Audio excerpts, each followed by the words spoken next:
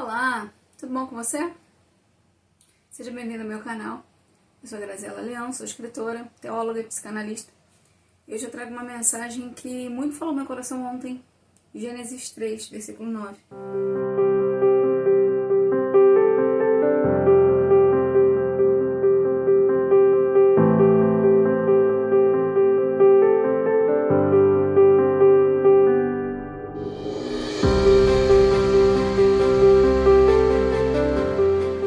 Gênesis 3, versículo 9. Versículo tão curto, mas que adentra muitas informações. Versículo 9 diz assim: chamou o Senhor Deus a Adão e disse-lhe: onde estás? Se a gente volta um pouquinho nesse texto, a gente entende que Deus havia feito o homem, colocado no Jardim do Éden, e feito Eva, colocado no Jardim do Éden, e deixou eles ali para dominar, e ok. Só que chegou um pequeno momento onde eles erram. Ok, eles erram. Só que do momento que eles erram, aquilo que estava acostumado a acontecer, aquilo que rotineiramente acontecia, que a Bíblia vai falar, que todos os dias, na viradinha do dia, da tarde para a noite, Deus passeava no jardim. Todos os dias, Deus iria ali. E naquele dia, Adão faltou ao encontro. E isso ficou na minha cabeça. Por que ficou na minha cabeça? Porque é muito real que a gente erra, somos humanos e erramos sim. E aí a gente já não quer mais orar.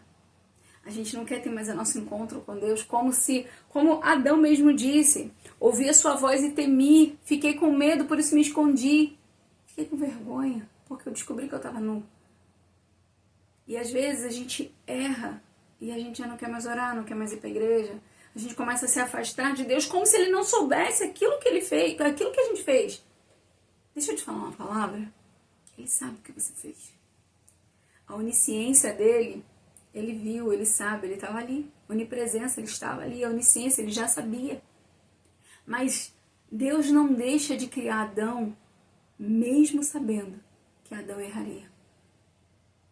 Deus não deixa de te amar, mesmo sabendo que você erra. Eu sei, Ele apostou em você, Ele confiou em você. Sim, Ele apostou, Ele confiou. Mas você errou. Ok, mas Ele ainda te espera. E Ele soava: Adão, aonde você está? Ele poderia muito bem falar: Adão, eu sei que você está aí, ó, atrás da moita, levanta, vem. Não, Ele sabia. Sabia qual era o erro. Sabia onde estava Adão. Só que os princípios de Deus respeitam a sua decisão. A decisão de Adão foi: eu vou me esconder, eu não vou comparecer ao compromisso. Deus respeita a decisão de Adão.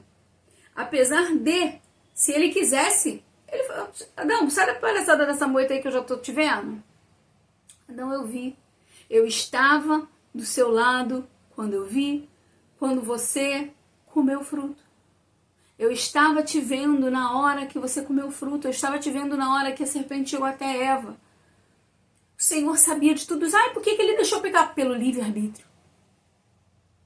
Nós temos, a vontade permissiva de Deus e a vontade soberana. Muitas das vezes, o que recebemos é a vontade permissiva. Nós queremos pecar. Então faça. Você tem o direito. Todas as coisas me são lícitas, mas nem todas me convêm. E não é por isso, por você ter caído, por você ter pecado, que você deve continuar afastado de Deus. Eu não estou dizendo que não vai ter consequência, que Deus vai fazer com que o problema... Não, a consequência vai vir. Isso é inevitável. A Bíblia vai falar em Gálatas: tudo aquilo que o homem plantar, ele vai colher. Porém, você não precisa ficar longe da presença de Deus. E essa palavra ficou muito no meu coração. Às vezes a gente erra e a gente se afasta. É normal a gente se afastar. A gente fica com tanta vergonha de Deus, vergonha de envergonhar o nome do Senhor, independente da sua situação, que a gente se afasta do único que pode nos ajudar a se reerguer. Adão confessa, naquele momento, a maior preocupação de Deus não era o pecado em si, porque já havia sido feito, mas era em restabelecer a conexão com Adão, restabelecer a conexão com o homem. E é por isso que ele envia Jesus. O que eu quero te dizer com tudo isso? Nesse vídeo tão rápido, não importa qual foi o motivo, a causa, a circunstância que te levou a cair, que te levou a sair da posição que você estava. O Senhor continua chamando no jardim. Aonde estás? É como se ele falasse assim, eu vim para o nosso encontro. E cadê você? Sabe, você que orava todos os dias às 5 da manhã? Você que orava todos os dias às 3 da manhã e parou por algum motivo, pela rotina, pela circunstância, seja lá qual for o motivo, ele ainda te espera.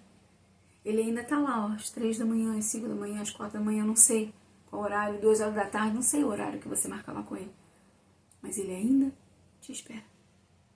Lucas 15 vai contar a história do filho pródigo, que provavelmente você já conhece. E fala que o pai esperava o filho.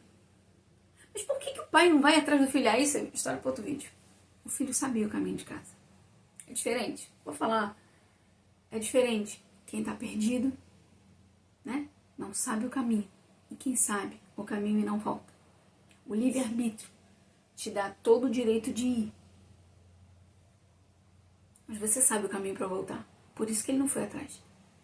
Mas aquele que está perdido é aquele que saiu, mas ele não sabe a forma como fazer para voltar. Ele está lá fora, desejoso de voltar.